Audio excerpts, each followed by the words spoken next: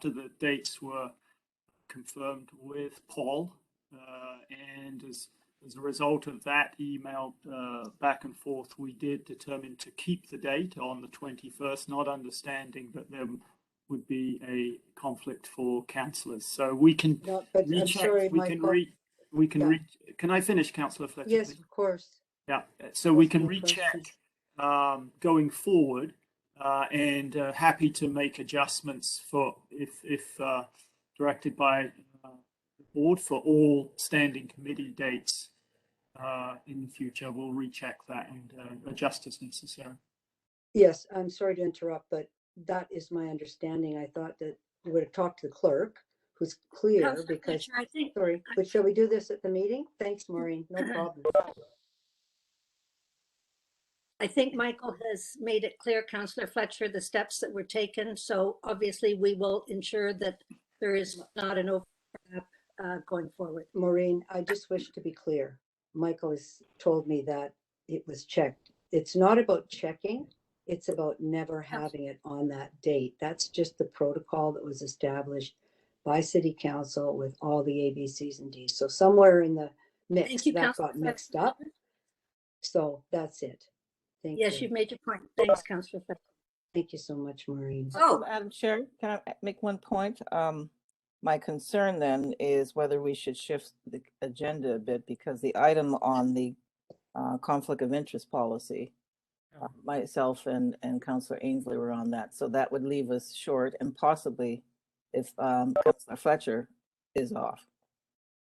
I'm going to ask you to amend the agenda to do that. We've already taken care of that. Thank you. Okay, well, on that note, good morning and welcome to the first regular virtual meeting of the Board of Directors of the Toronto Seniors Housing Corporation for 2022, which, as you know, is being live streamed on YouTube. In addition to the participating Board of Directors and interim leadership team, I'm pleased to welcome our virtual audience and thank you for joining us.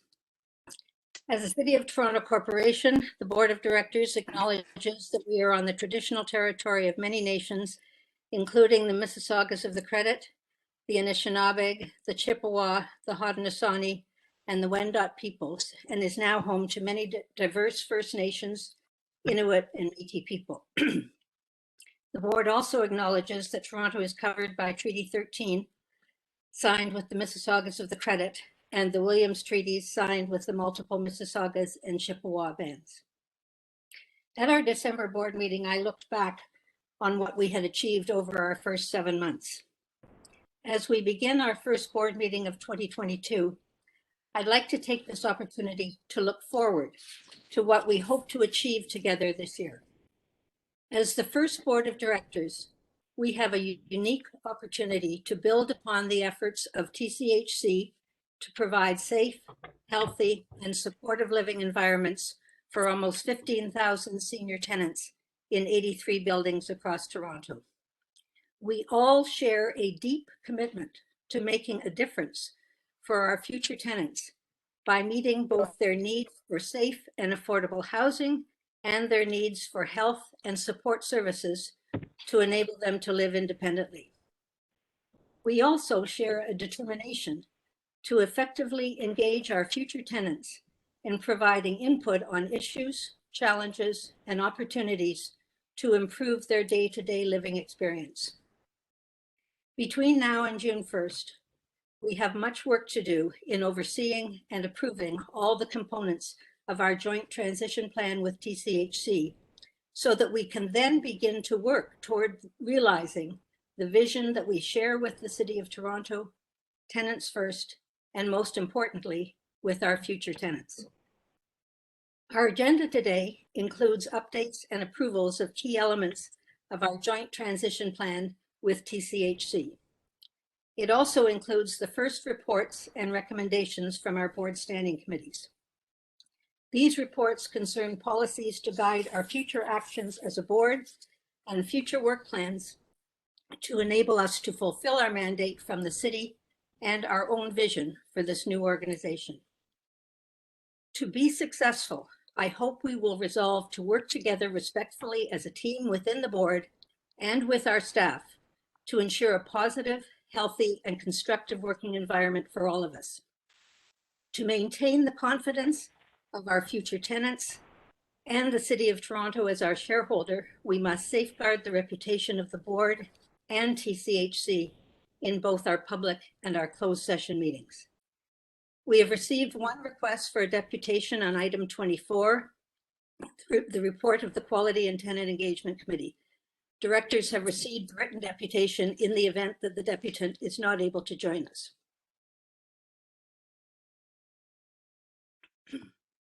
Before I ask for a motion to approve the public agenda, I would ask the permission of the board to move item 20, the report and motions of the Corporate Governance and Human Resources Committee, forward for consideration prior to moving into closed session.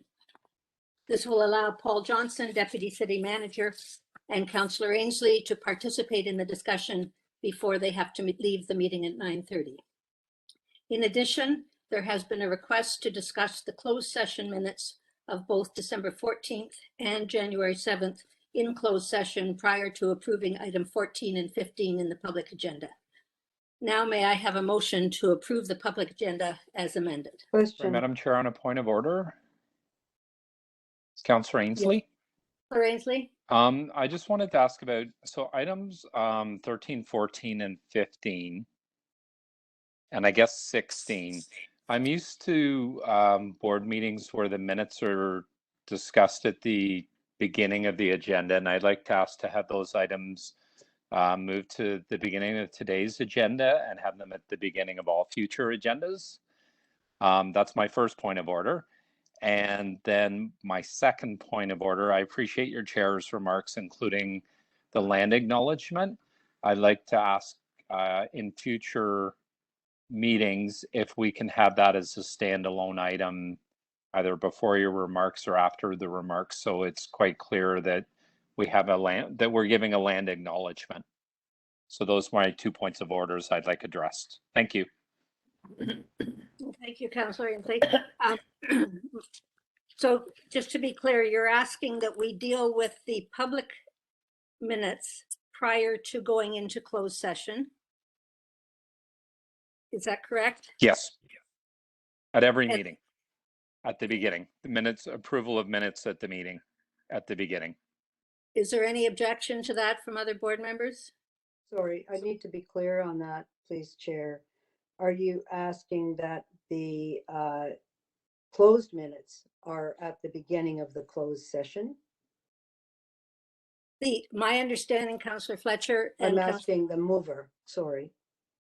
I would like so what the minutes are here today is 13, 14, 15, and 16, that the minutes of all meetings be at the beginning of the schedule, as I believe is outlined in Robert's Rules of Order. And then if there's an issue with the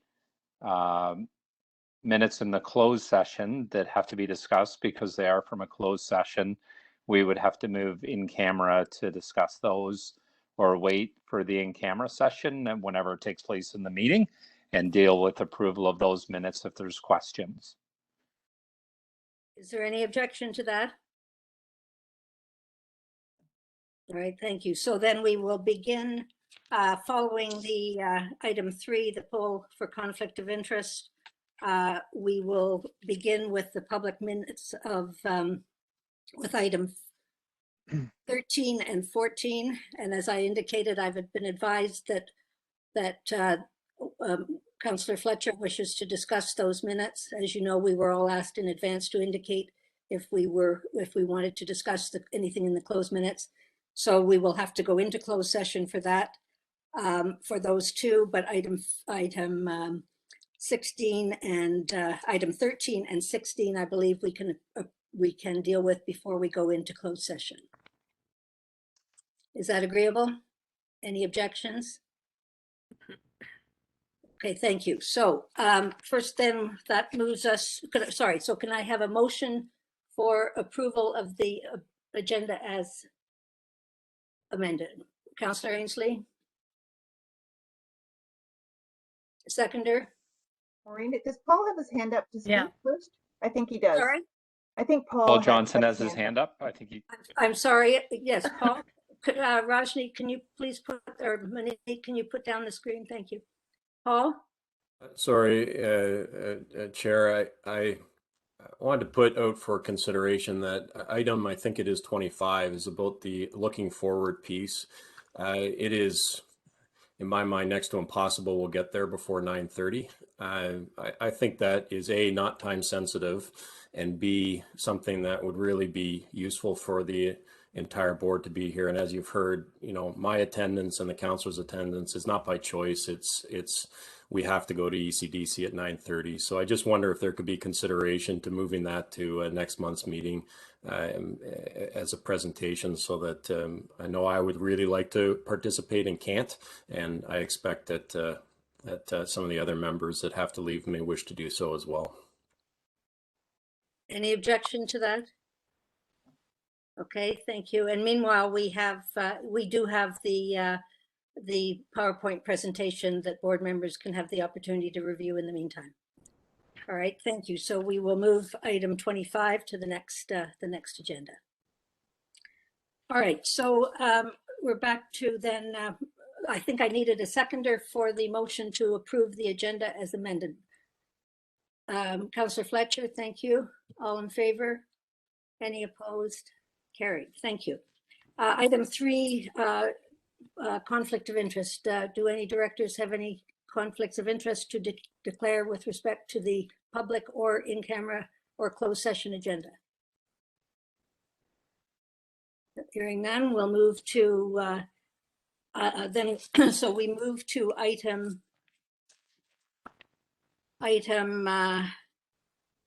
13, which is on for those. Oh, and I should have mentioned, by the way, the pagination of our agenda material is not.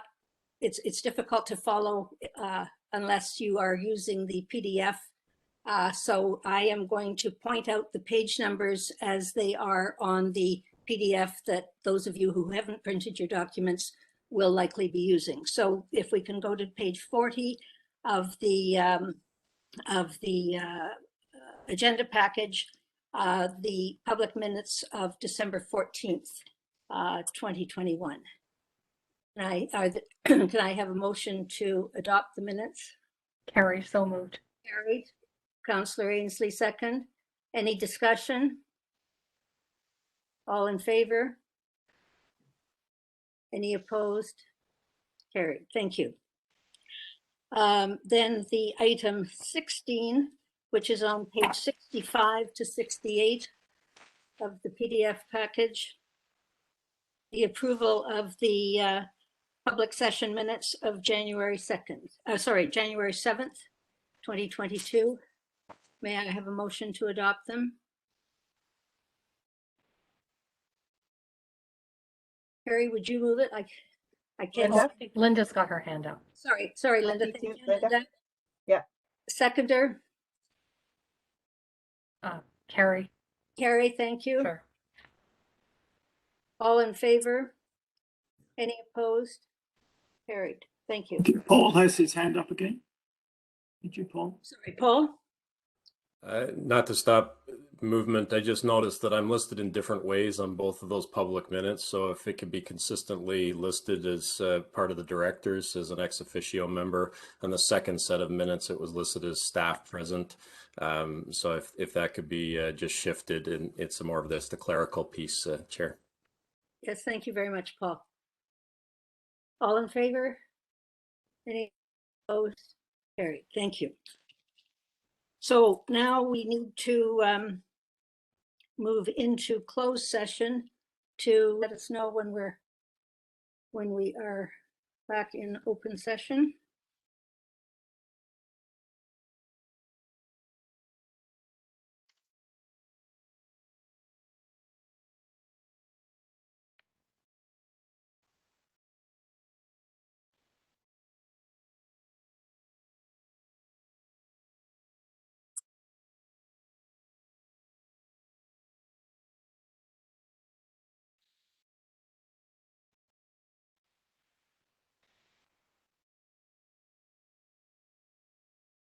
Rajni?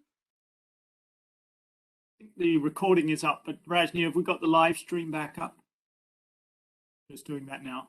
Are you? Okay. Paul have to repeat everything he said?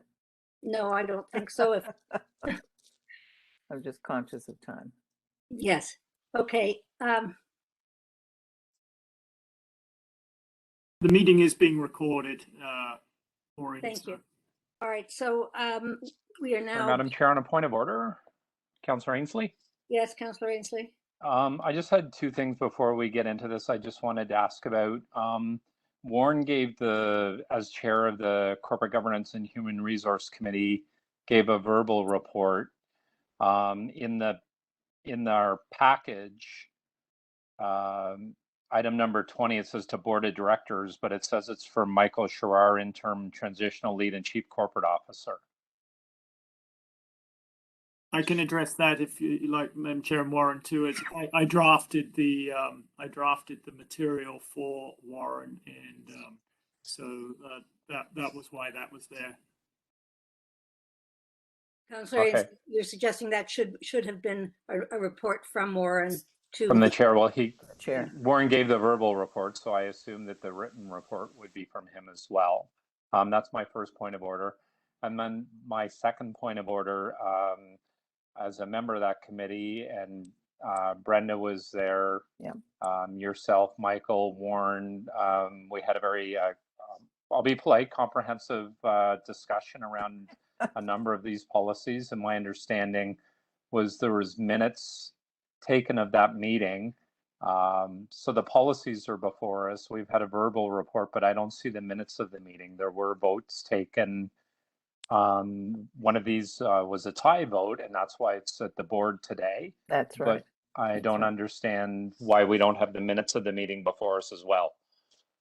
well, Councillor Fletcher, Councillor Ainsley, we can't have the minutes of the meeting before the board because the minutes of the meeting have not been approved by the standing committee. And my practice, I'm sorry, again, this may be something that we need to address, but my practice as chair is not to have minutes of meetings on the board agenda package, because you can't have minutes of a meeting that have not been approved, but rather have a written and verbal report. And I think Warren was planning to address the discussion at the committee, but wanted to hear from Paul Johnson first. So may I suggest that we have an opportunity to, I think Brenda had a question of Paul, and I realize we're running out of time. So Sorry, so to be clear, so you're addressing my point of order.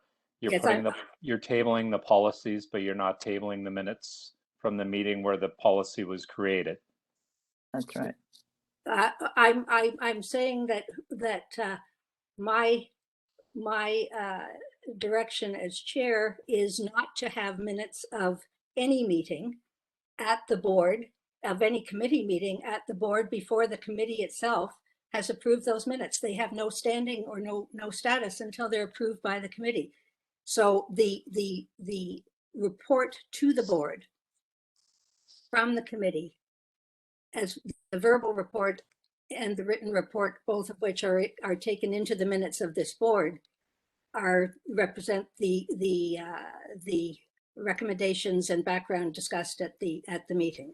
Again, these are I think we all need to acknowledge that this is our first meeting of our committees.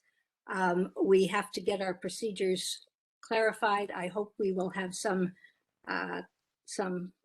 opportunity to do this, but that is my understanding. That's why these minutes were not in the board package, and I would not intend to have minutes of standing committees in the board package at the following board meeting and in future either. So that would be my response to your point of order. Okay, so I would like it reflected in the minutes that I disagree with you. All right, thank you. So I think Brenda, you had a question of Paul. Yes, just a quick follow-up to Councillor Ainsley. I don't think anything is really reflecting the intense discussion and conflict that was in the committee and disagreements. So my question to Mr. Johnson, the other Paul, is in his comments and in his advice and city advice. One of the things that's not really stated here is the conflict of interest section that was proposed for the Toronto Seniors Housing Corporation is not the common language that is used by Toronto Community Housing. There were additional steps added that was not consistent with Toronto Community Housing. So my question to you, Paul, is section 7 under reporting and resolving the conflict of interest, and I forget the page number, so help me with that. There's It's 4 page steps. 7 of the conflict of interest document, and I'm not sure what page it is of the actual PDF. I'm sorry. Well, I'll just verbally say there are 4 steps: reporting the conflict, refraining from participation, recusal, and refraining from voting. With the statement provided today by Councillor Fletcher to then be used as our template going forward, is there any need to include all of these steps in section 7? That was the great area of dispute. So we'll have a reporting function, but there's no need for refraining from participation, recusal, or refraining from voting. That was part of the conflict there. Perhaps I can answer that question. No, I want Paul to answer because I want the city perspective and this notion of common language and statements that are done annually. So I just want to make sure we're clear and consistent if that's the approach we're taking. So the way I thank you and through the chair, the way I read section 7 is that's for the broad, for all conflicts of interest, Exactly. whereas what I was talking about was specifically for the conflict of interest that exists or now has been resolved around the so there still can be conflicts that individuals would have. For instance, if a family member was bidding on work, it doesn't matter whether you're affiliated or not. And then you work through those steps of declaring it. So I think what would be necessary, and it was the question that was asked of Chris, and that I provided a bit of the answer to. That I provided the answer to today is just needs to be clarified what the process is for the affiliated board participation, which would be different than that escalation. Yes, that would not apply for the affiliated board issue. It only applies if you're dealing with other types of conflict, which again could exist for any and all members of the board. So hopefully that's helpful. And yeah, the policies may not be exactly the same. I think on the affiliation, it's going to be pretty similar because that makes a lot of sense. But that was my reading of it, and it seems like Warren, that's what you wanted to chime in about. That it's really about all of those. That's for all conflicts. I just want to make sure we're consistent and not trumping extra things into ours. We are, Brenda. Okay. You said exactly what I was going to say. That's fine. Are there any other questions for Paul Johnson? Okay, so Warren, can you carry on then with respect to recognizing? I think my understanding is that clause D is consistent with what Paul has said. It makes explicit that and I think we need to just read this just to make sure. Yes. In case of a matter or transaction with an affiliate, the reporting requirement for a conflict of interest that is outlined in this in paragraph 7 continues to apply. However, the other requirements, namely refraining from participation, recusal, and refraining from voting, do not apply to conflict of interest matters or transactions with an affiliate. So this clause 7D, my understanding is aligned with the advice we have just had from the city. The only thing, as I understand it, that is missing from here is that the city has further said the method by which the interest should be declared, which is on an annual or once only basis, that needs to be reflected in the policy. Is that correct, Paul? Yes, absolutely. That was just what I was going to say. That piece needs to be clear. Okay, so Warren, can I ask you to suggest how we move forward with this? Madam Chair, I think we're quite well advanced in terms of developing the form and content of this policy. But I think that before it is finally approved by the board or put before the board for final approval, it should be returned to the committee Yes. for two reasons. One, just to make sure that the language in the policy is absolutely consistent with the city's position. I think it is, with the exception of the question of how frequently should the declaration be made. And I'm quite comfortable with an annual declaration, and that will be reflected in the policy, subject to views that will be expressed by my fellow committee members. So we have to deal with that. Also, I believe that subsequent to the January 10th meeting, Brenda, you had some very good suggestions that I think should be incorporated in the policy. They're not major, but Yes. they are drafting additions that we can deal with at another committee meeting, if that's satisfactory. That's fine by me. Just to let the full board know that it was section 3 on personal relationships and section 4 on handling of complaints. My concern here with the wording, and we just have to massage it, is we are explicitly concerned about tenant engagement to the point where we have tenant members on our board. So I think this language can be seen as deterring board members who are tenant members from being advocates, in a sense, for their lives and for the positions of people who are tenants in the building. So I wanted to make sure that our language, which is traditional language and most of these conflict things, didn't deter or discourage some role or activity on the part of board members who are not tenant members, and indeed other board members who might have tenant relationships. So I think I agree, we'll send it back to the committee to massage the wording here so as not to be in conflict with our policy intent and our philosophical intent of having tenant engagement and involvement. You know, we are this hybrid being that we're trying to mold as we go along. And I was just concerned with the language possibly in some conflict. So I support the sending it back to the committee for a little more massaging. Thank you. All right, so Warren, So you want well, I think what I'm asked is there comfort in approving it in principle, subject to the specific amendments that have been discussed? Or do you want to simply refer it back to make those changes? refer it back? All right, so a motion, who would like to move that? I'll move that, Brenda. Brenda, thank you. Second, I'll second it. thank you, Councillor Ainsley, all in favor? Any opposed? Carried. All right, and I just, I really want to thank Paul for his effort Clarifying that.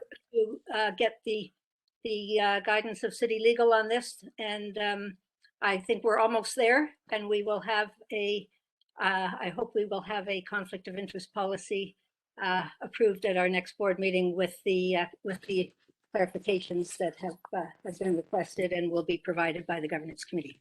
So thank you very much. The second item on the report, Warren, is the approval of policies, and that is attachment. Sorry, Maureen, are we doing that whole thing now, or are we just pulling out this one piece while Paul was here? Well, Doing item 20, and then we'll go back into. Yeah, maybe we should. Yeah. item 20 includes the two items, Councillor Fletcher. It I includes. think he only wanted that item, but that's fine. Okay. Speak for himself. Well, I'm happy to go back into closed session if you wish and come back to this afterwards. It was only that Fine. item. For. That's fine with me. All right, thank you. So let us, can I session, please? So moved. Thank Councillor you. Fletcher. Second, Councillor Ainsley, all in favor? Any opposed? Carried. Get us going again in live session. Okay, thank you. Raj, did you want to let us know when we're ready to go, please? Yes, I will.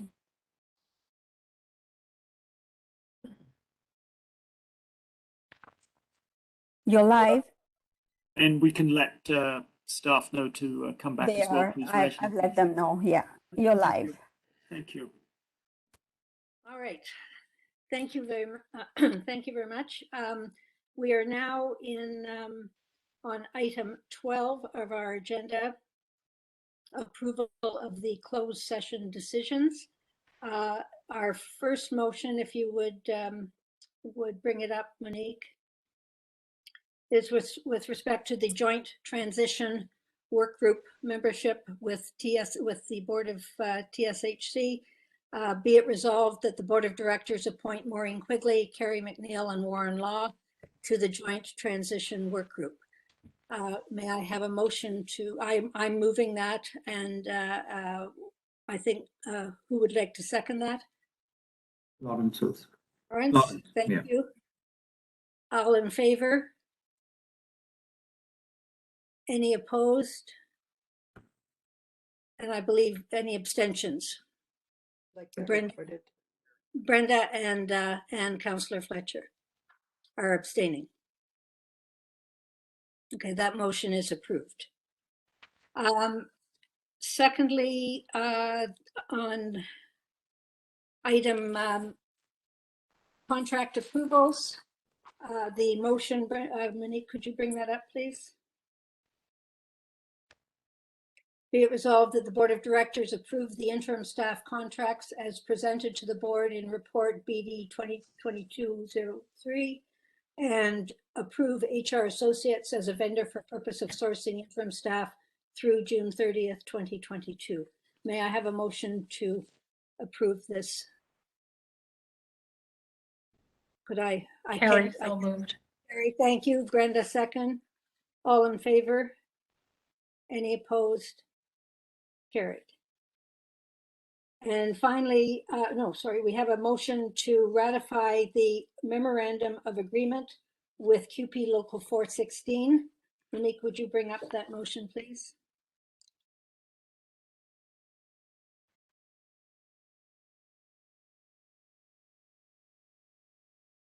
Thank you. Be it resolved that the directors receive the report and ratify and approve the memorandum of agreement between Toronto Seniors Housing Corporation, TCHC, and QP Local 416 to effect the new collective agreement between TSHC and QP Local 416.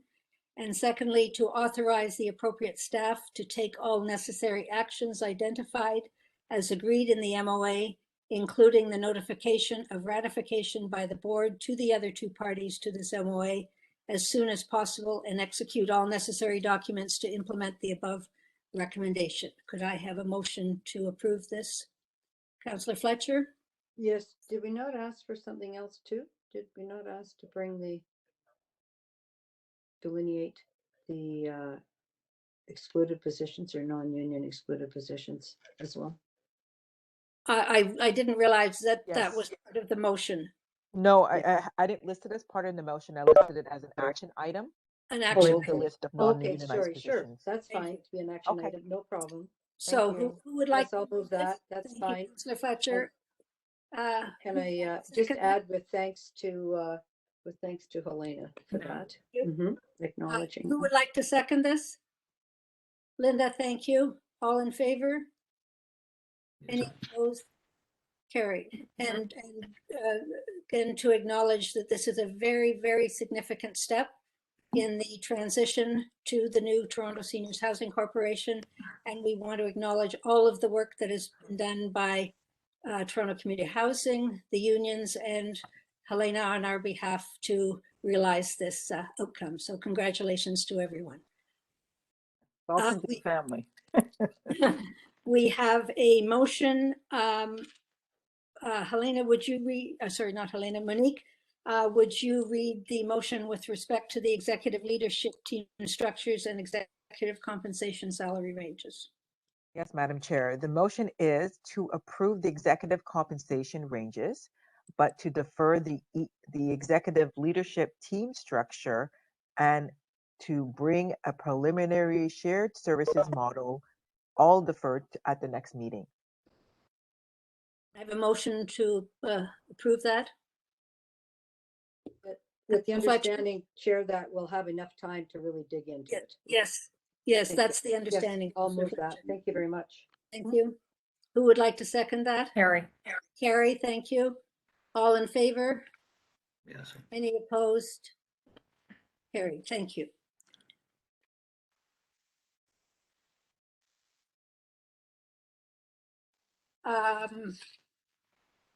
So that takes us to item 17 on our public agenda. Madam Action- Chair, can we Yes. approve the minutes, please? Yeah. Oh, sorry. Yes, first of all, can I have, sorry, Monique, would you bring up the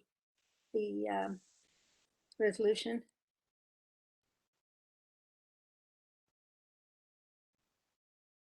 So, resolution that I believe we've already addressed yes, okay, the closed session.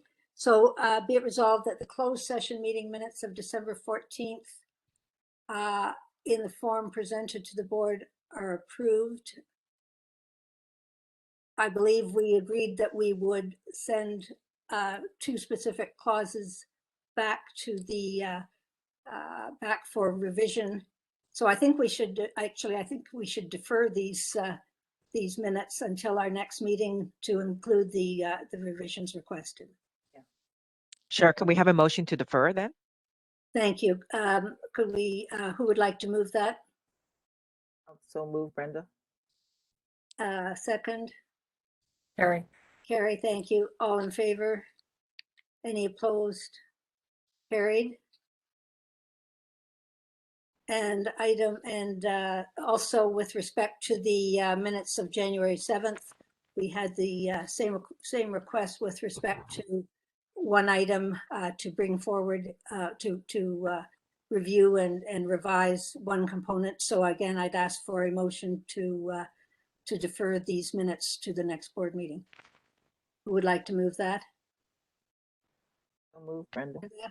Second. Who would like to second that? Linda, thank you. All in favor? Any opposed? Carried. Thank you.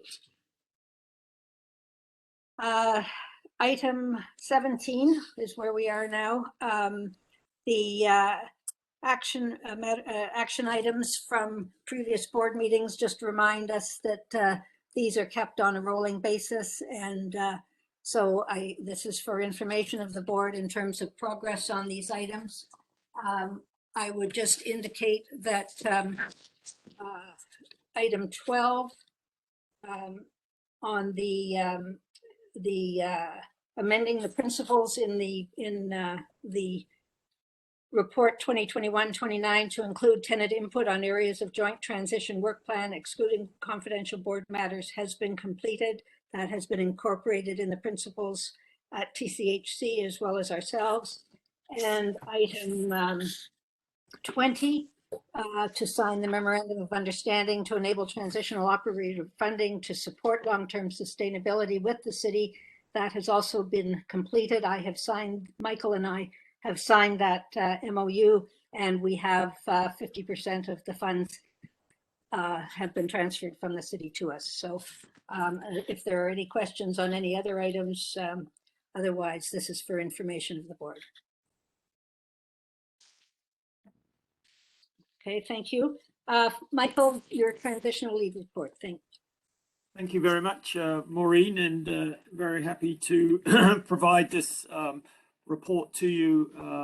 And just to thank again our partners at Toronto Community Housing and the city in terms of the really very extensive amount of work that's now underway to plan for transition. That work is really ramping up in the context of a challenge that all organizations are facing, but particularly Toronto Community Housing with respect to the current wave of the pandemic and the city as well. So I really want to acknowledge the terrific work that's going on every day by Toronto Community Housing staff and the city staff to continually ensure safety and security of particularly seniors residents in the 83 buildings that will be part of our ongoing operation. That challenge has really affected in some way the pace of the work that we've been able to engage in the last month or two, and completely understandable. As a result of that and our timeline to ensure that we are able to successfully execute this transition on June 1st with minimal disruption to staff and to tenants, and to make this as seamless as possible. We are continually revisiting that work plan with Toronto Community Housing to ensure that the critical issues are planned for in a way that's going to ensure a successful transition. As a result, we're not presenting to you today our status update on the work plan and the risks. That work plan is currently being evaluated to make sure that the risks are mitigated for that June 1st date, and we will bring that back to the board at the next meeting. But just to let you know that between Toronto Community Housing and ourselves, we are very confident that the June 1st date will be met. We will have a successfully executed transition on that date. And we're making sure that the critical functions that, of course, need to continue in terms of business operations, so that tenants and staff do not see disruption through that period, that critical work is being done, and we'll continue to look at that planning. So we will bring that back. Overall, though, I would say that progress is very well in hand. You've heard today in terms of the progress on the transfer of employees, and extremely happy to reach agreement with QP Local 416. I think that's a very important milestone for us. Helena and I have been meeting with staff. We've held town halls with the staff that are going to be coming over to Toronto Seniors Housing Corporation. Had meetings with the non-union staff and with both union locals. I would say those have been very positive, and we've been very happy to, of course, anticipate the great welcome that we're going to have for all of the staff coming into the new corporation, and the obviously critical role that they play every day in providing services for seniors tenants in the 83 buildings. So that work is going well. The lease agreement work is well underway now, working with Toronto Community Housing to ensure that we have a high quality lease agreement, and that of course is the mechanism through which we will become the operator of the buildings and the landlord for the tenants. Of course, very actively planning for the transfers of those tenancies from Toronto Community Housing to Toronto Seniors Housing, and tremendous amount of work then also on the shared services that we will be looking to Toronto Community Housing to provide to support our ongoing operations as a seniors housing provider. And all of these, of course, will come back to the board for information and then for approval as we go through that process. One of the things that I mentioned before the holidays was the hope that we would be able to provide opportunities for board members to visit some of our buildings. And you'll, I hope, appreciate that during the current circumstances, we haven't been able to move ahead with that. But as this wave, as I hope, looks as though it's waning, we will be able to replan those so that we provide opportunities in due course for board members to have visits for buildings. And so I'm working with Toronto Community Housing to look at plans for being able to do that, and we'll bring that back to the board for information and hopefully be able to offer those opportunities going forward so that you can see the buildings, meet with staff and tenants, and understand more closely and intimately the work that we're going to be doing as a corporation going forward. So I think I'll leave it at that, Maureen, and happy to answer any questions that board members may have.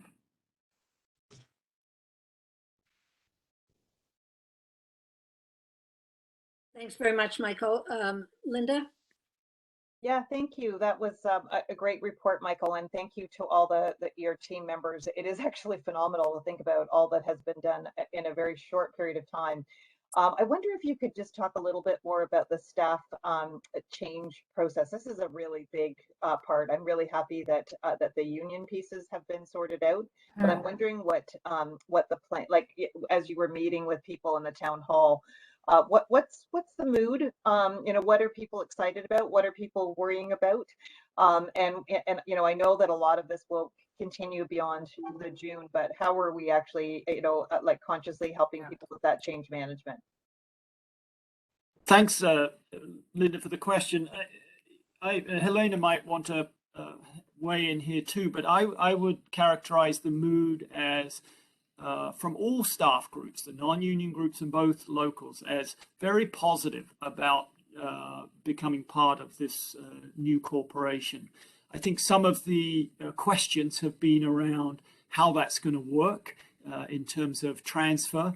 I think staff are understandably concerned that the working terms and conditions are not going to be different from them when they come from Toronto Community Housing, from Toronto Seniors to Toronto Seniors Housing Corporation. And I think we've been able to very largely, as much as we can, address those concerns and our intent to both staff and for tenants to have this transfer to the new corporation with as minimal change and disruption as we possibly can achieve. Some of the details are still being worked out, as you know, but I think the general intent and principle by which we're moving forward, and this was in our shareholder direction, of course, as well, and our ability to meet with staff and answer their questions, I think they've been very positive exchanges, and people are excited about joining us. Helena, do you want to add a comment from your perspective? Sorry, Michael, I would echo your comment. Covered it very well. Other questions from Brenda? Yeah, following from Linda's comments, possibly something to consider and add to our endless list of things to do. Some sort of welcoming exercise for the new staff. Secondly, some consideration of staff training and development, which we can refer possibly to the Tenant Engagement Committee. I think it's important that we start off on a fresh perspective, and also we will be different than their old jobs. And it's a very subtle thing, but it's a key thing because it will relate to our relationship with our tenant engagement as well. There seems to be a piece that has to be managed and developed about staff tenant interaction and follow through.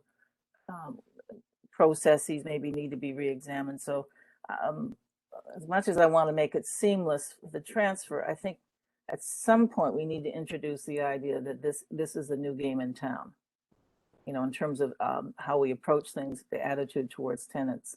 And I don't want them to think or bring over some bad habits, if I can put it that way. And not to be pejorative against all staff, but I think this general tendency to be reactive instead of proactive seems to be a continuing theme. So if perhaps, Madam Chair, some of this can be dealt with in the committee, but I think we need to actively think about how we're going to transition with the staff and training and development. Carrie, you may want to comment on that. Thank you, Brenda. Yeah. Carrie?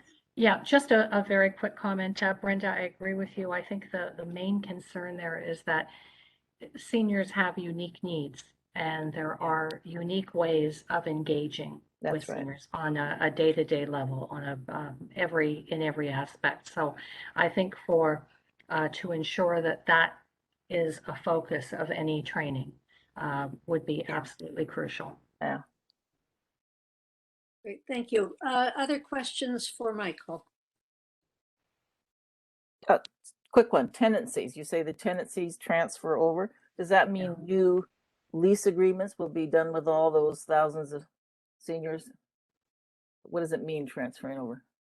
So they will become, the tenants will become our tenants. The precise mechanisms of how that's going to occur are currently being worked out, again, with the intent of being as minimally disruptive to tenants as possible. So we will bring that back through the lease agreement and through the work on the tenancy transfers of the precise details of how that's going to work. So we'll be in a tenant-landlord relationship with our residents.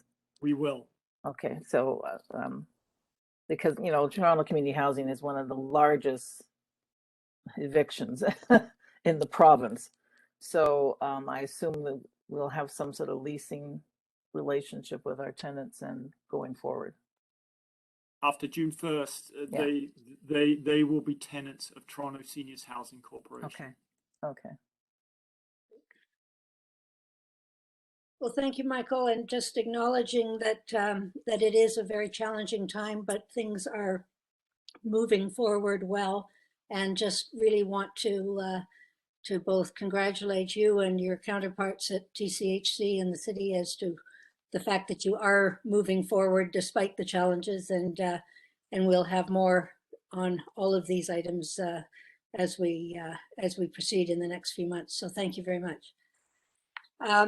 The next item we are on now, item 20, which we're coming back to item 20, which is the report of the Corporate Governance and Human Resources Committee. And the second item on that report was, excuse me, attachment 10, the approval of policies, which is on pages 75 to 79 on the PDF.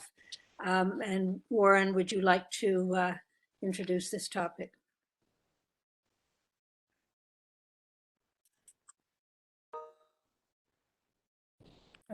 Warren, you're on mute.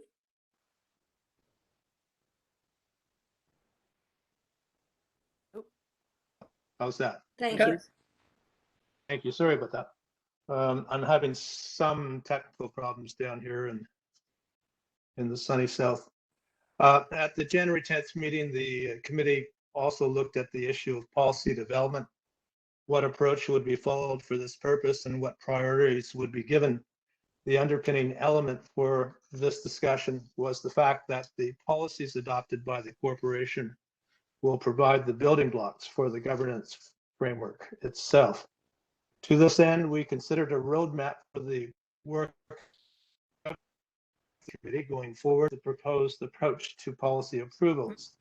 This approach put forward a practical approach by using Toronto community housing policies as templates to work from, and by taking an approach that emphasized the need to have policies in the short term versus longer term nice to have policies. There were suggestions made at the meeting to enhance the approach by making sure that tenant improvement would be given as policies are developed, and the approach as enhanced to take into account tenant input is before the meeting for the board's consideration. We also looked at committee priorities going forward. It is clear that we need to get the conflict of interest policy approved, and I'm very optimistic based upon what we have discussed earlier in this meeting that this will be done in the short term, and that following this approval, we need to put a priority into developing a director's code of conduct and to developing procedural rules for the board. To move forward with the work in these areas, suggestions were raised at the meeting, including perhaps organizing a governance workshop that would help the board focus on, amongst other things, the kind of code of conduct that we would want, and also by using Toronto community housing templates and by working with the TSHC in developing procedural rules for that, for the board. Madam Chair, perhaps it would be appropriate at this point in time to ask my fellow committee if they would like to give input on the matters that were discussed at the meeting. Brenda? I guess that's just me. Sorry, Warren, you cut in and out a little bit, so I didn't hear everything you said. With respect to the, I wouldn't say I typified as a governance workshop. Oh, Can you hear me? Can you hear me? I think Can you hear me? we lost Warren. There he is. Just a sec, Brenda. That's okay.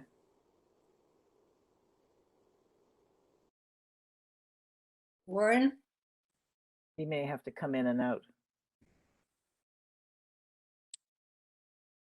Just if we can just wait a minute.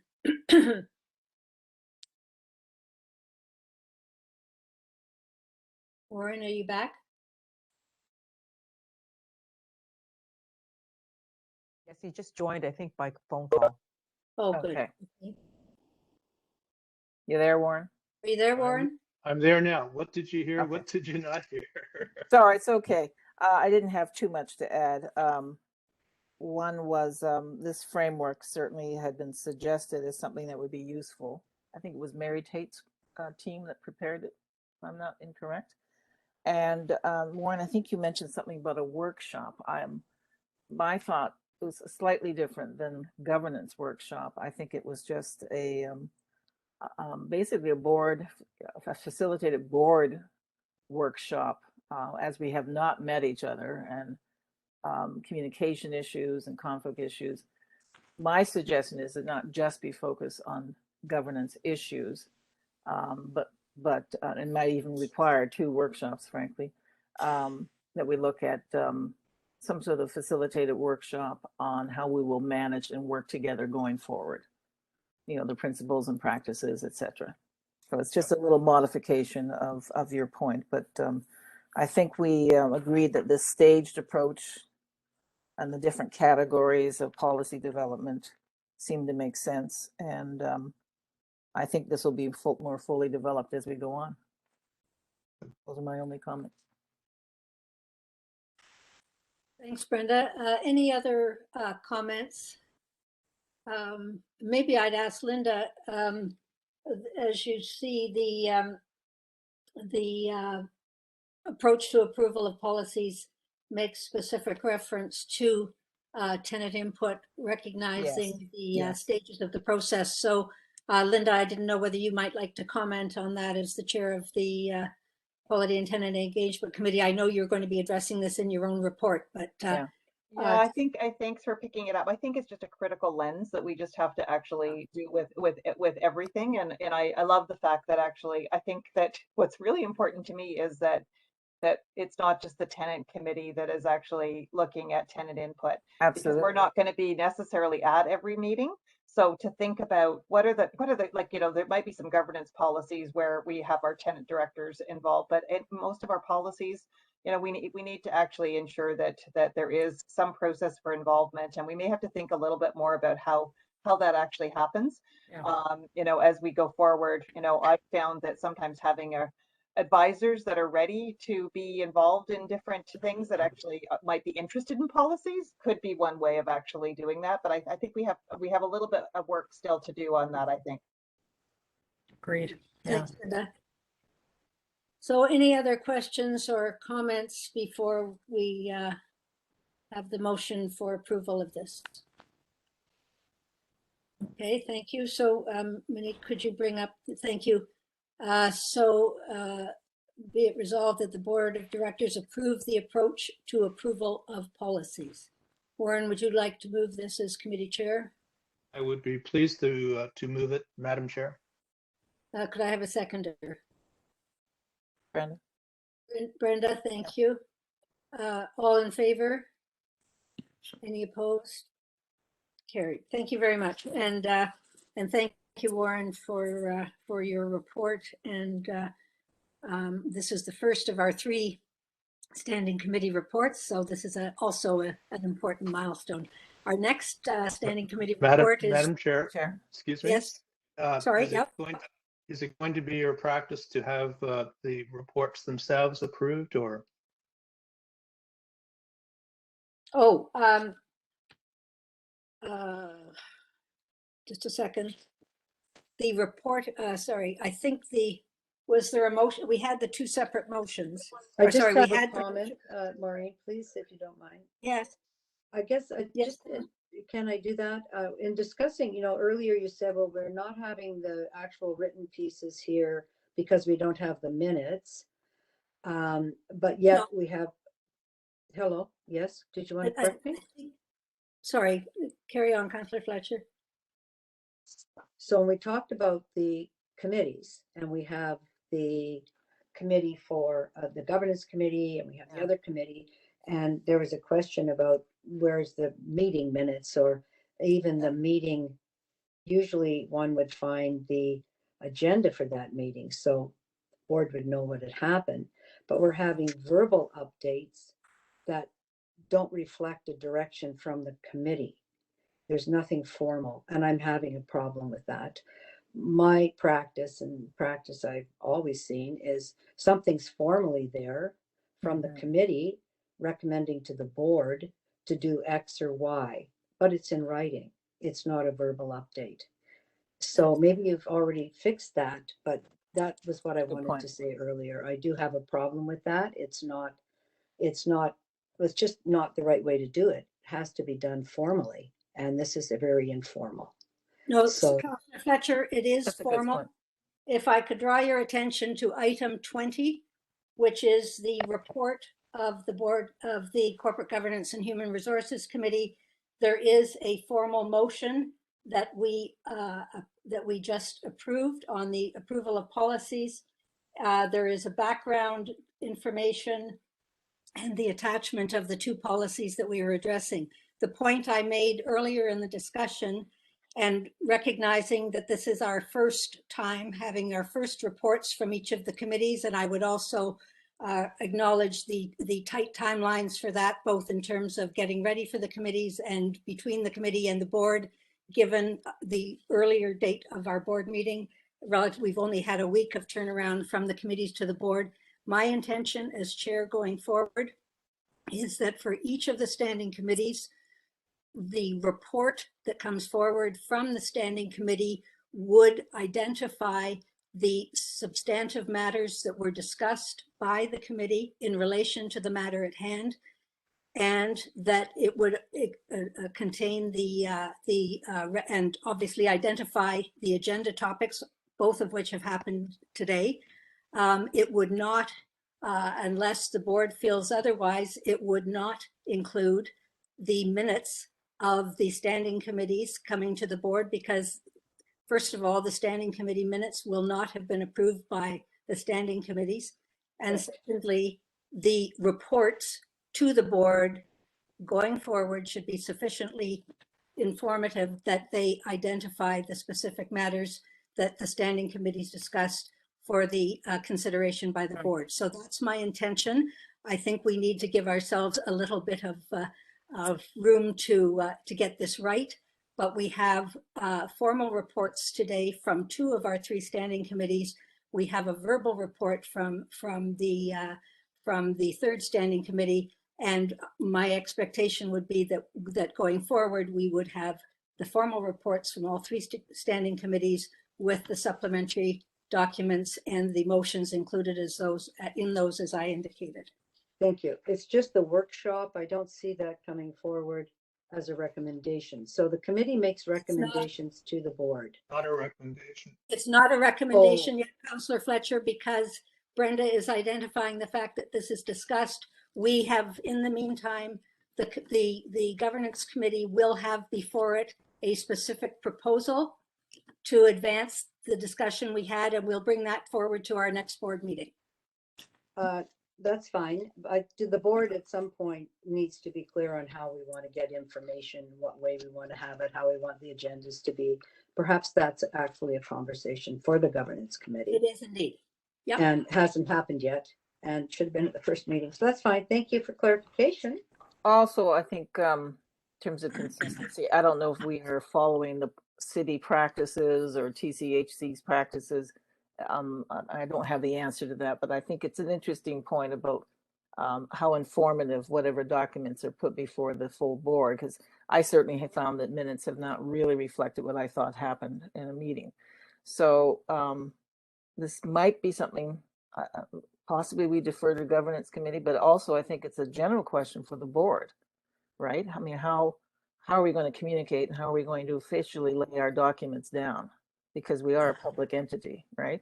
So we have a higher level standard required of us in terms of documentation. And I don't personally know the answers to that, but I think we might need some information from staff and others on how best to proceed. And I think we should address it.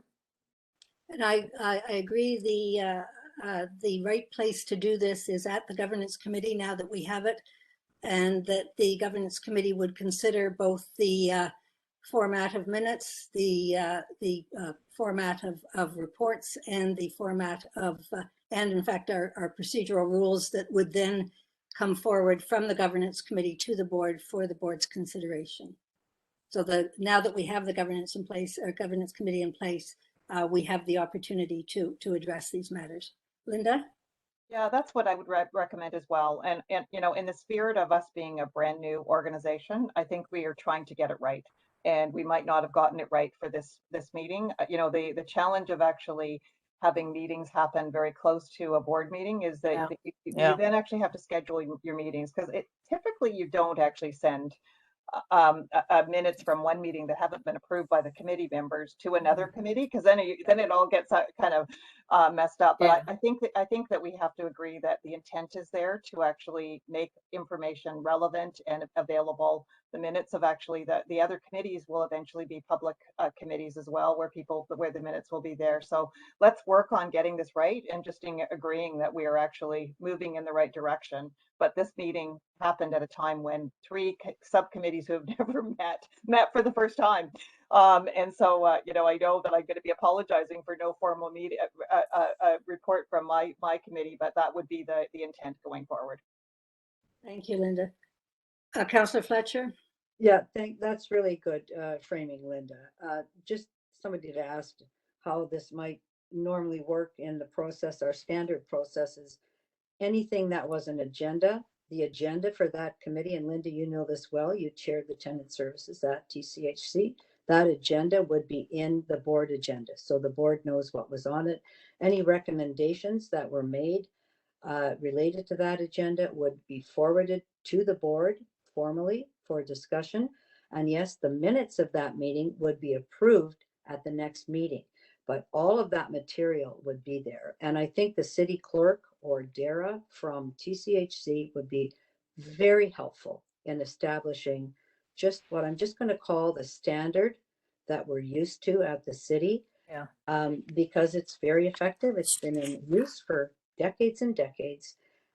So I would think that let's do that at governance, and anybody who might like to attend, of course, I believe is welcome to attend that meeting. Thank you. Thank you, Councillor Fletcher. And I think it's also consistent with the city policy on open access too, whatever the phrase is that we use. But the city has a principle of openness and its deliberations and access. So I think we should be cognizant of that too. Because thank you. And yes, just to remind us that going forward, the standing committee meetings are public meetings. Well, I think they always have been, Maureen. Councillor Fletcher, when they're in private.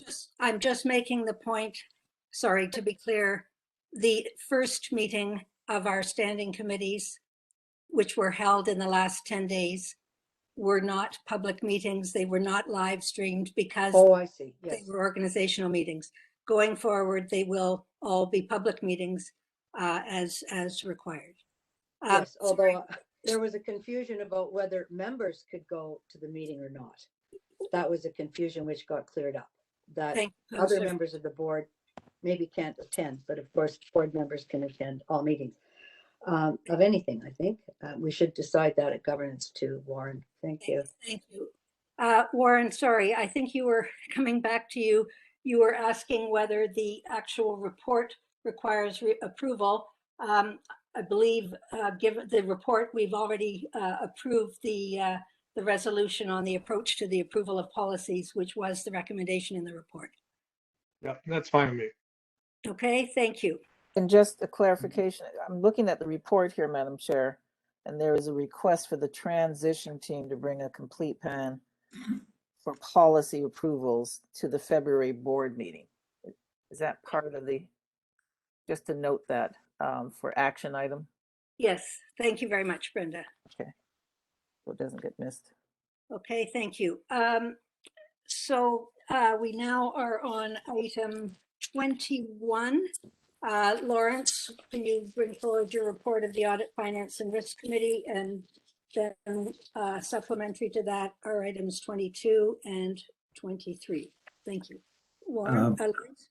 Yeah, thank you, Madam Chair.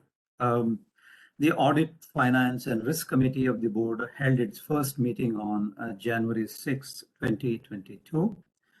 The main agenda items were reviewing the committee's terms of reference and also the work plan for. The committee reviewed its terms of reference that were approved by the board on November 23rd, 2021. The management proposed a few minor amendments to align them the shareholder direction more closely. The committee also reviewed its work plan within the context of the terms of reference and the accountability sections of the shareholder direction. It was noted that the Finance, Audit and Risk Committee has the overall board accountability for reviewing and approving the corporation's enterprise-wide risk governance framework. The committee discussed and agreed that its role was as a coordinator and reporter of risks to the full board, and that the individual board committees would be accountable for monitoring and assessing risks within their spheres of activities. It was also agreed that the development of the corporation's enterprise-wide governance framework would include the process of coordination of board committee reporting. Other things that the committee discussed were activities associated with the annual business cycle, including annual reporting and the City of Toronto's budget process timelines, and also the committee's role in the strategic plan process. It was felt that while the strategic plan was a full board accountability, certain aspects of the plan should be reviewed by the relevant board committees. There was agreement that work plans would be created for both fiscals 2022 and 2023, with the committee's focus being on the development of future work plans and recognizing that many of their typical upcoming matters would be going directly to the full board during the transition period leading up to June 1st, 2022, which is the transition date. The interim finance lead will be working with the committee chair in developing the work plan. Thank you very much, Lawrence. So we have item 22, which is the specific motions which Lawrence has referred to, related to the amendments to the Audit, Finance and Risk Committee terms of reference and the approach to risk management. So Monique, first of all, before we go there. Brenda has a question, I think. Sorry, Yeah. Monique, sorry. I just an opportunity to ask Lawrence any questions. Yeah. Sorry, Brenda? A question, it's a general question. When we talk here of risk, I see mostly it's financially related, but is there not other risks that need to be considered? And whose purview is that? So, for example, I'm thinking in terms of any shift in policy, say in the Ministry of Health, that will impede our ability to do a proper integrated service engagement with our tenants. So I appreciate the information here in terms of financial and audit and risk management, but is there not also, and I don't know whose responsibility this is, I mean, obviously it's the board collectively, but maybe Michael, you can inform me on this, but whose job is it to think about other risks other than just financial risks? Lawrence? Yeah, there are other committees, as I said in my report, it's basically, basically each committee will be, monitoring and reporting or an accountability regarding that in their sphere of activities. So each committee will be monitoring. This committee will be basically consolidating and then they're collectively reporting to the board. I mean, the risks are, certainly it's not just finance and audit related one. Risk, it's an enterprise governance framework. Yes, I think we need to be, I think there needs to be somewhere or other, I don't know where, something a little more targeted and specific here, because to say it's up to each board committee, I don't think fully explains what it is we need to be looking for and observing, and risk, putting on our risk hat is not necessarily an easy skill. So I just want to, I don't quite know how to say this, but I think it's an important thing to consider other risks and whether that's a function of the CEO as well as the total board, or, I don't know the answer, but I think I just want to identify that because I can personally see lots of risks other than financial in terms of change of policy that have a great impact on what we could do with our tenants. Yeah. Michael, could I ask you to just address Brenda's point, please? Yeah, it's a very important point, Brenda, and just following Lawrence's comments, the intent, the risk framework is a very important role of the board in overseeing and monitoring risks. It's usually good practice to rest the overall kind of consolidation of that into a report through one of the committees to the board, and so we're suggesting that that should be the Audit, Finance and Risk Committee.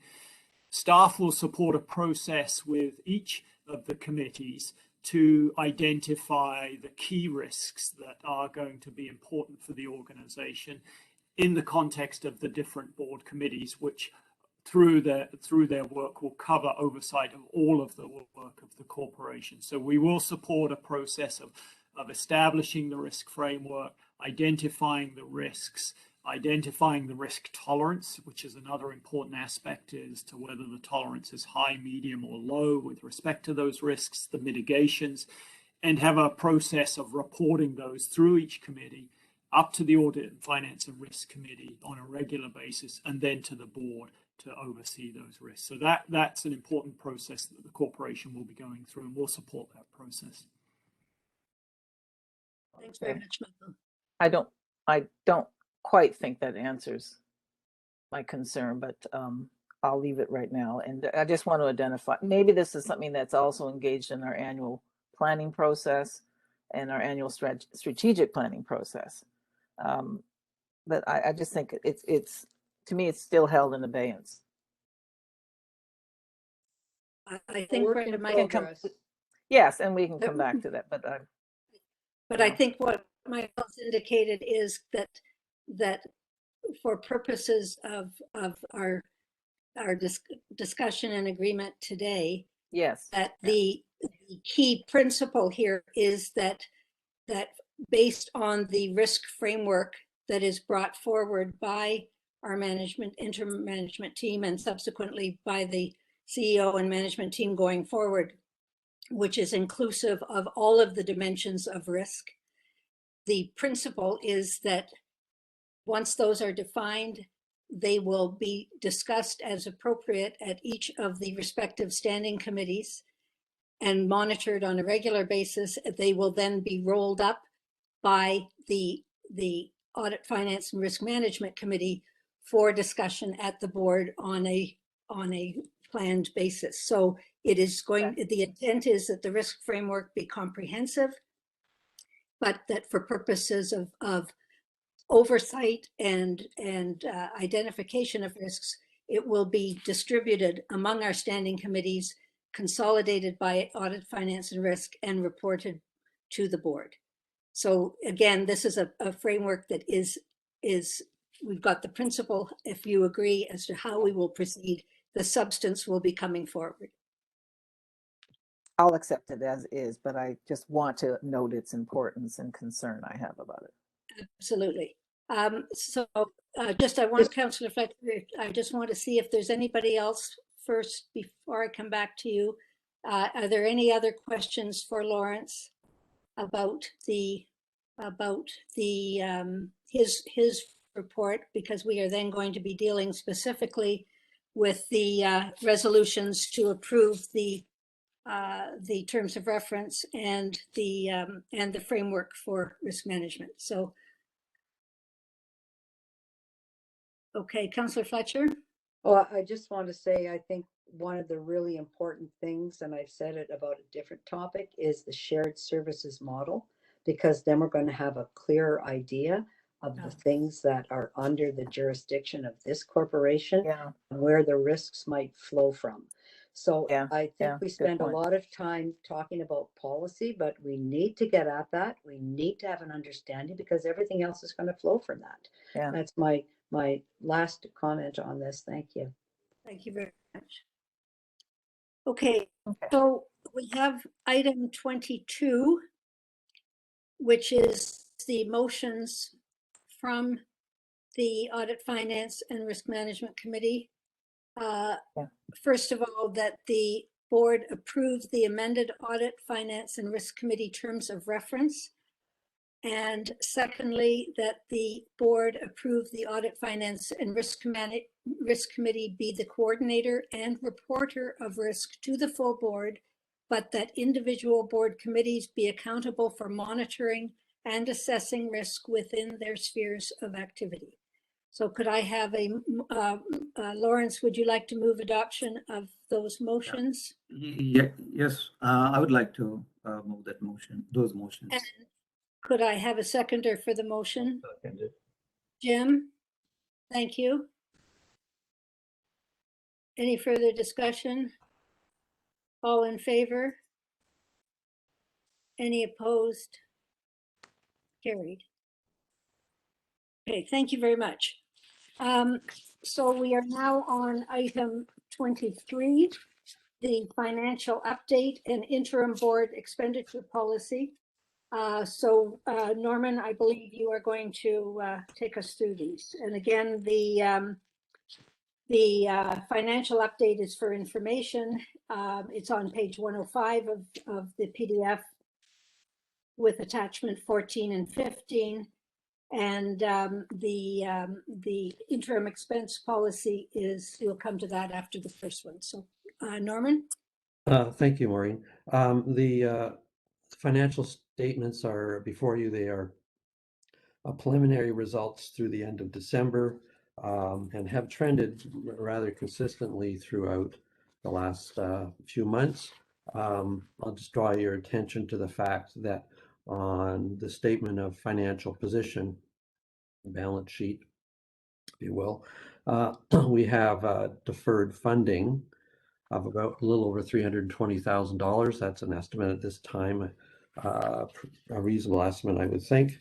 And that represents the funds that were received by the city but were not expended as at December 31st, 2021. And in the report, I noted that we had received verbal confirmation that we can carry forward those funds. We now have written confirmation of that fact.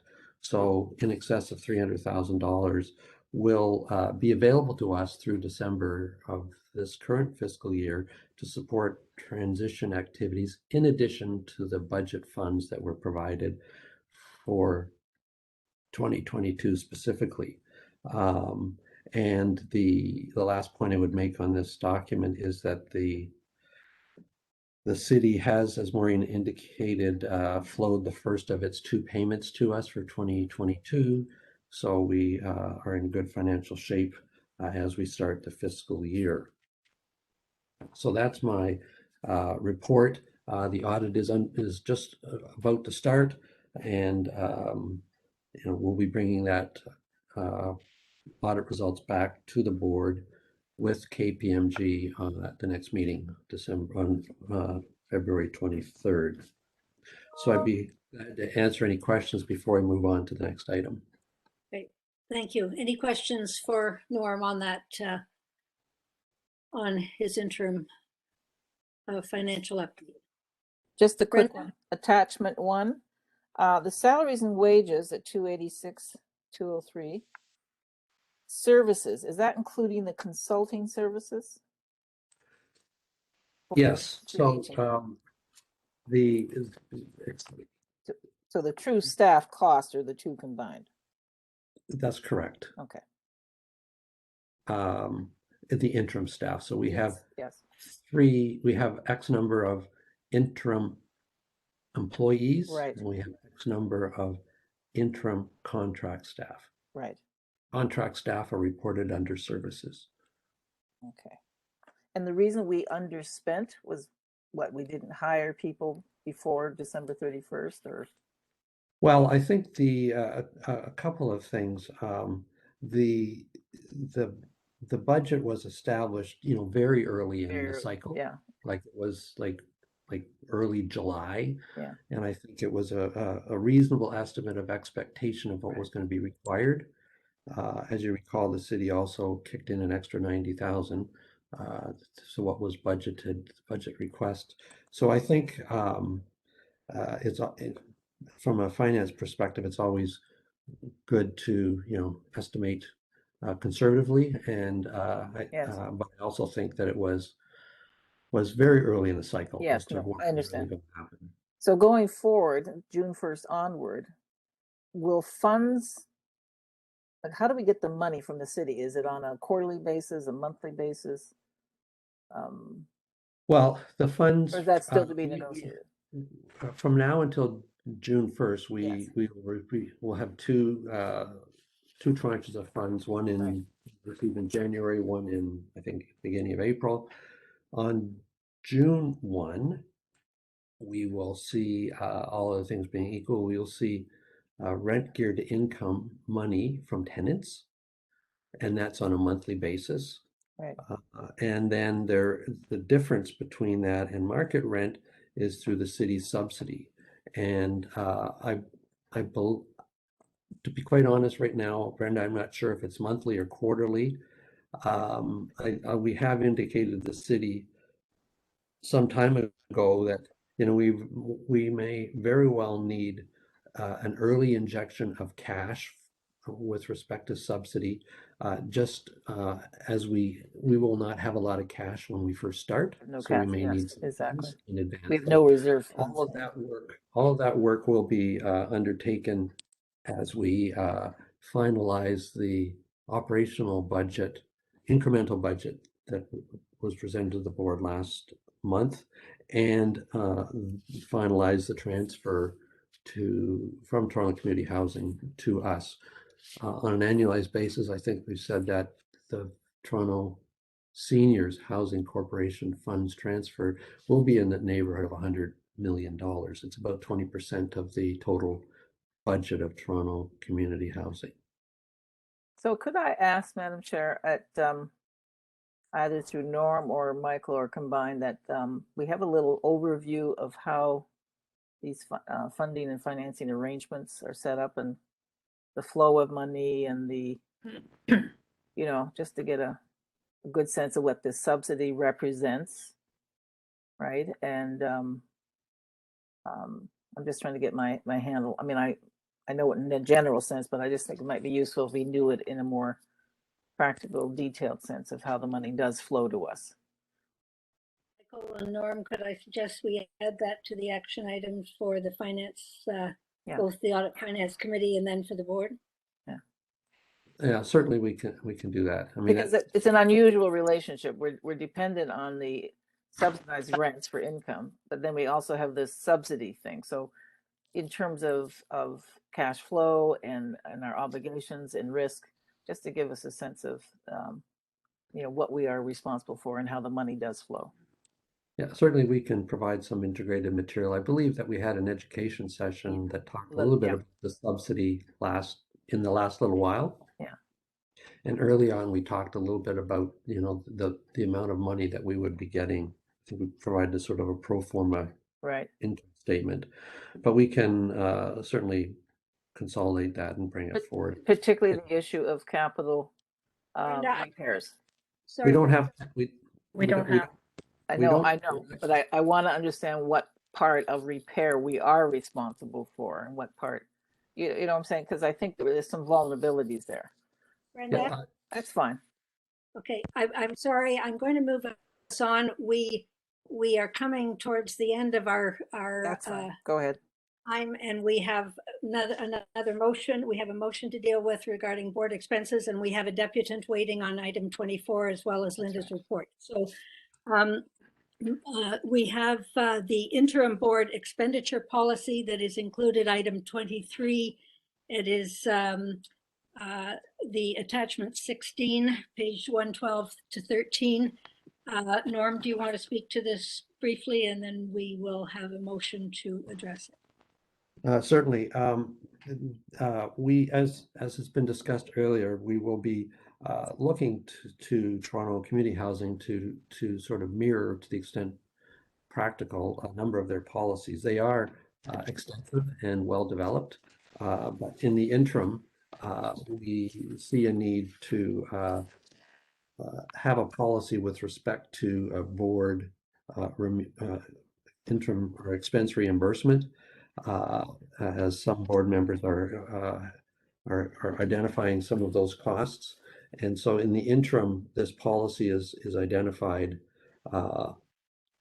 on page 2 of the report, that TSHC, I should say, will reimburse reasonable out-of-pocket expenses incurred by board members in the performance of their duties as board members. That the chair of the board will approve all reasonable out-of-pocket expenses incurred by board members. The transition lead and chief corporate officer will approve all reasonable out-of-pocket expenses incurred by the board chair.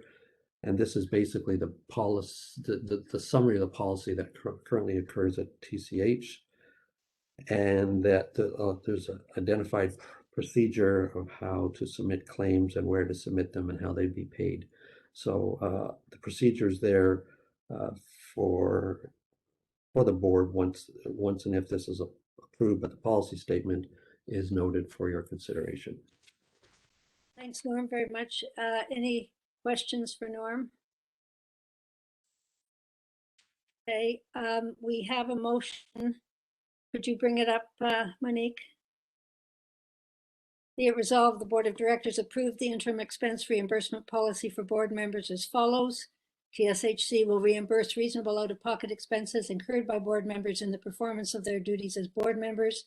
The chair of the board will approve all reasonable out-of-pocket expenses incurred by board members, and the transition lead and chief corporate officer will approve all reasonable out-of-pocket expenses incurred by the chair. Could I have a motion to approve that?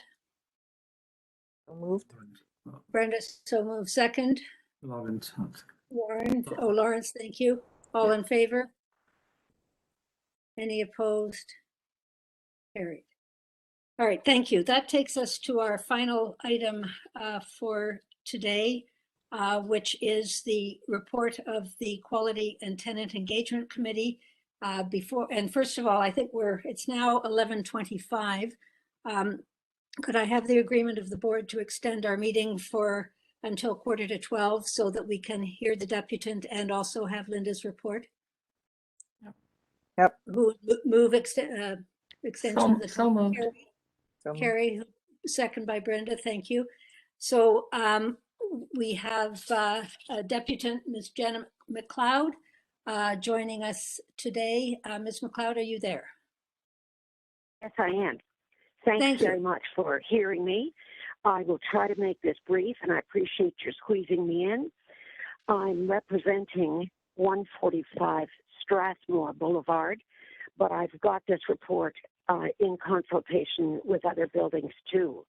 It relates to tenant engagement, which we interpret as being tenants engaged with the safety and well-being of their fellow neighbors, even though that's not exactly what housing always means by it.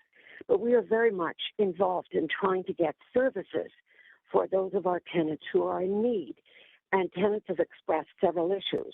One is, and I've given two examples, one where a tenant is asked, we're going to be coming into your unit and we're cleaning up, we're treating for bed bugs, and we're going to give you a shower. What does the tenant say? No, you're not. Well, this gets housing off the hook because they say services have been rejected. Tenants have to be either nursing psychology or cajoling to agree to the services that they need. Sometimes they're asked to pay for services that they want, but they don't have the money to pay for them, such as doing their laundry. Tenants, senior tenants especially, have to be approached in a way that makes the service more agreeable to them and not invasive and threatening. The other thing is that several tenants have said, I have reported my neighbor who is struggling and I can't manage it myself. Once it's reported to the SSC, that's the last we hear of it. Tenant confidentiality and tenant privacy.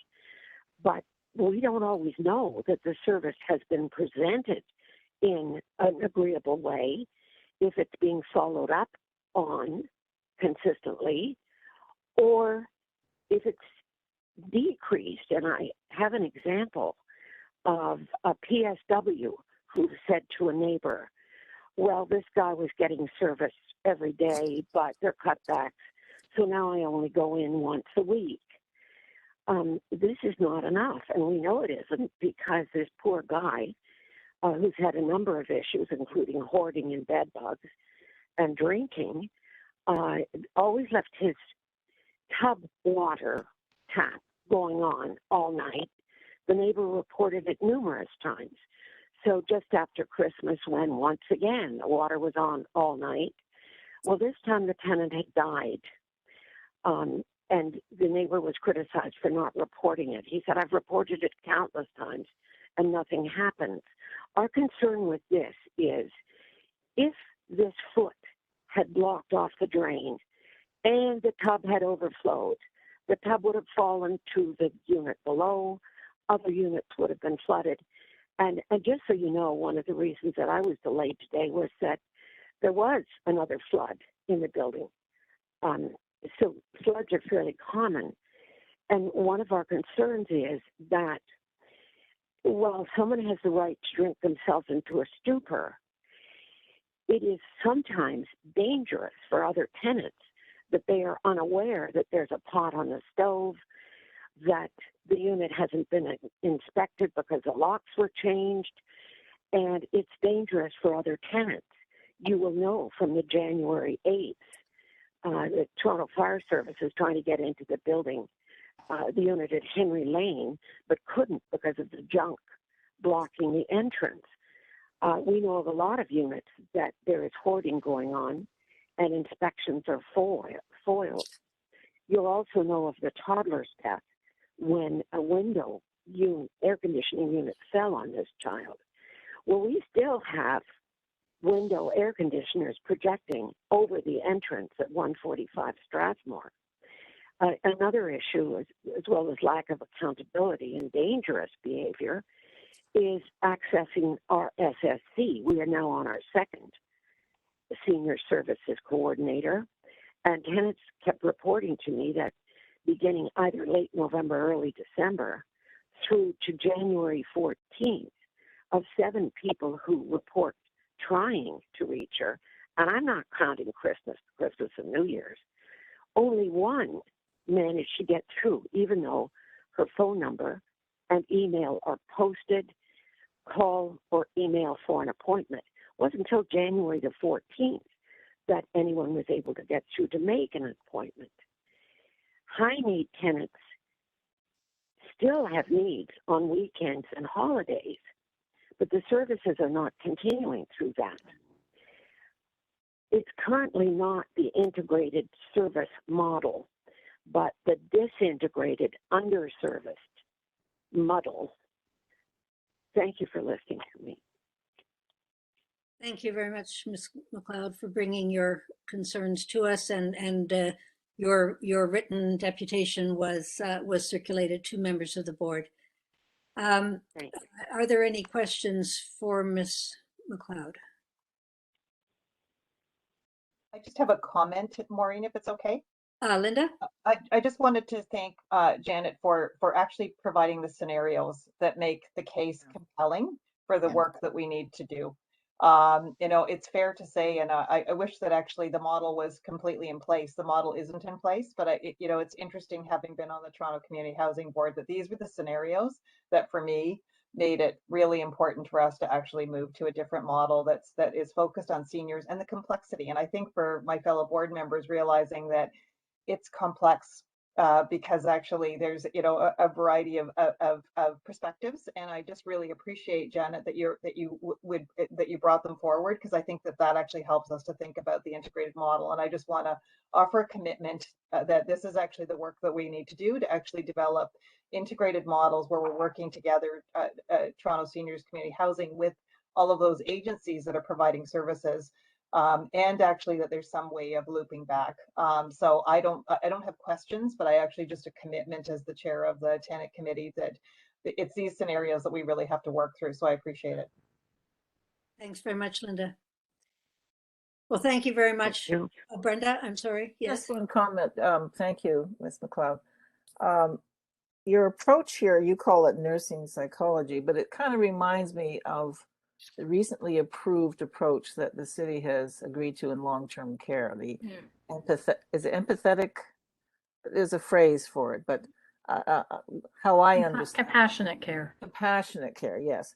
And part of the core, yes, part of the core of that, as I understand it, is this proactive nature. You engage with the person. So when you're examples of your hoarding fellow tenants or distressed tenants, and the need for an active participation and engagement with the tenant, I think is highlighted certainly in long-term care, and there's a parallel here. And I know exactly what you mean. I live this through various family members where the philosophy of agencies is, oh, well, the client refused. Client refused services is constantly used in similar areas. And you have to peel that apart to understand what is really meant by that. Thank you. Yes, you're quite right. So thank you for bringing these cases as well. Yeah, thank you. Welcome. Thanks very much, Ms. McLeod, and we hope that you'll also, now that we have our Quality and Tenant Engagement Committee up and running, we hope you'll take the opportunity to both monitor their work and also engage with them as we move forward. So thank you very much. One last thing, Madam Chair, this issue of safety, can I highlight for the committee that we have a broader definition of what we mean by safety. We often say we want safe, clean units, and safety to me does mean we have to engage this issue of addiction and mental health, and in this case, I think some even drug dealing. We have to peel apart that because those have an impact on the safety of the other residents. So I think we really need to drill down a little further on these concepts of safety. So there are supports provided to people, all the while knowing we have to ensure the safety of others. Thank you very much, Brenda.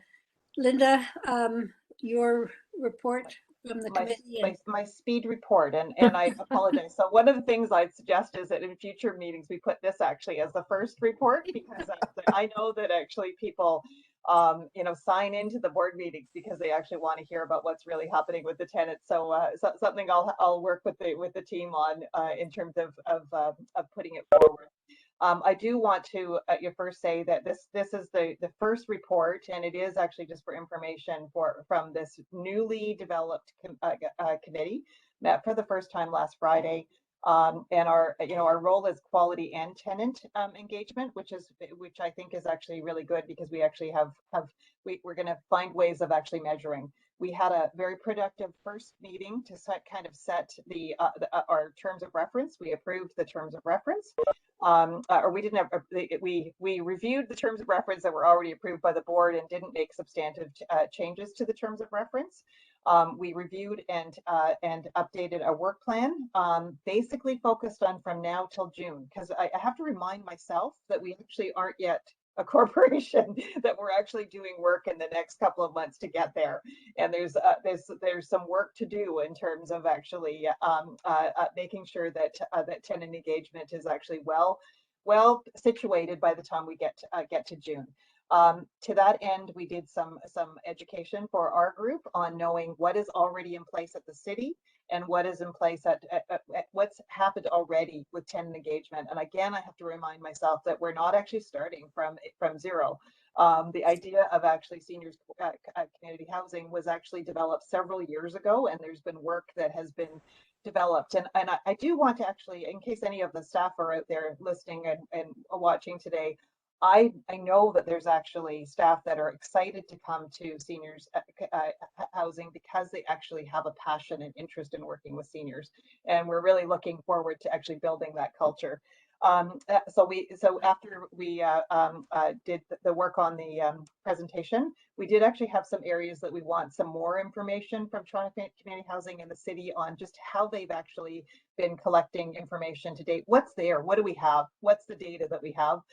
So that we're actually, again, not starting from scratch, and that will come back to the next meeting. Finally, the last item that we talked about was, how does our committee get involved in the work that has already been that is underway through the motion that Councillor Fletcher and others actually put through to the city in December, in terms of the role of STAC and Tenants First in the next couple of months. How do we get involved with that? And there was some discussion about having a subcommittee that act from our group to actually make some recommendations on tenant engagement. We had a follow-up meeting with Paul Johnson, the deputy city manager, who's actually leading the work on bringing recommendations back to the board on tenant engagement. And Carrie and I met with him just yesterday. And our recommendation is that we actually join the work already underway because of the time pressure.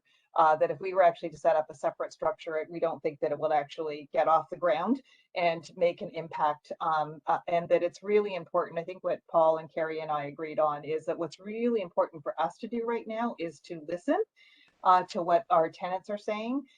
Make sure that the tenants know that we're actually not off creating something that is separate from the work that's already underway, but actually that we're actually kind of I can't remember the word that Paul used, but it's like, bringing the two together to actually make sure that by June we know where we're at, and we know the work that we have to do going forward with tenant engagement. So I'm looking to Carrie or others on the Jim, Paula, if there's anything else that you wanted to reinforce from our first meeting. We will go live, and I commit to working with the staff to make sure that we actually have a summary for at least every board meeting, and if the minutes aren't finished, that you would actually know what's happening, and that we'll be transparent on what's going forward. Carrie, anything? Or anybody else? Just that total agreement. I think this is the way to go. I know in our previous meeting there was concern that the board being involved in a subcommittee would be both, giving and receiving advice. We don't want the appearance of that at all. And I do hope, from what I know of our tenants, I believe our appearance as listeners on the committee as directed by the members' motion in December, I believe that will be very well received, and that's where we need to be to listen. Thanks, Carrie. Jim? I'd just like to say I agree with that, and I think we have a lot of work to do around the hub model and the feedback that I've been receiving, and my own experience with that type of model at George Street during the fire in 2017, which is why I'm here on River Street now. I was unhoused and had to be moved here, but the whole experience was a total nightmare in terms of the response by both TCHC and the city. So I'm very interested in being a part of a unified team working together to bring something meaningful in terms of the transfer. Yeah, thanks, Jim. And I just wanted to say that I think that's another piece. Like, we've talked a lot about tenant engagement. I think the other piece that we're realizing is this new integrated model is what is actually the secret sauce of the new model of the reason, one of the reasons why we're coming together. And we're going to have to really understand that, who's providing the supports and how do we actually engage with those other agencies. And your perspectives on that, Jim, will be ever so helpful. Thank you very much, Linda, and I think thank Paula you. has her hand up there. Councillor Fletcher. Thank you. That's great that you and Carrie were able to meet with the DCM. I think that was what the committee agreed to. Again, it would be great for the board to be able to see all the things that were in front of the committee, because but we don't have that in our package. And I'm assuming that what we're meaning by that is that motion that Carrie had done to have you and Carrie on some subcommittee, that do we need to move that you and Carrie would be part of that tenants first, whatever, you could describe what it is, because I'd like to formalize that. Good point. Yeah, I think the message, what we actually talked about was actually making it open to any board member to come to those committees. So it wasn't actually just Carrie and I. And at the end of our last meeting, it wasn't actually a motion. It was we were directed to meet with Paul Johnson. Okay. We met with Paul Johnson. Yeah. Both Carrie and I in that meeting agreed that we would personally make the time and commitment to actually attend those meetings. But we also have been hearing from other board members that they wanted to be involved as well. So I think that a notice would go out to anyone who would be interested in coming and hearing and participating. Yeah, but we've committed to be there. Yeah, at least one of us there. I think it's important that we actually have people that say they will do that, and anybody else who wants to come along, that's fine. Yeah. And that the anticipation is you're coming back to that quality and tenant and quality engagement committee. So I don't like to leave things really loose. I appreciate that, but sure. I'd like to see it tightened up is what I'm trying to say, that you'll be there and suggest- anybody else who wants to come, that's fine. So I personally would like you to consider that, Linda, please, because somebody has to be responsible back for right? Near the chair. Could I suggest that Linda obviously is just indicated that you would take this back to the committee for determining how best, first of all, that you'll share this with the members of the board and to determine how best to engage with the city committee going forward.